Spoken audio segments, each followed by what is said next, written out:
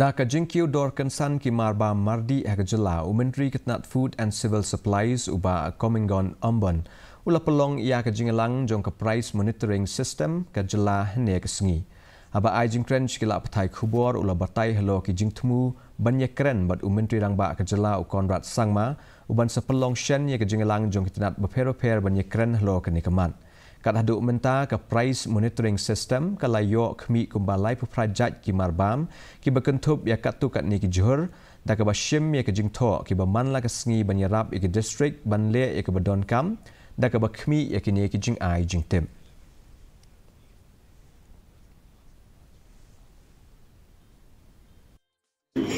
Today we decide in the meeting, I will ask the Honorable Chief Minister to call all the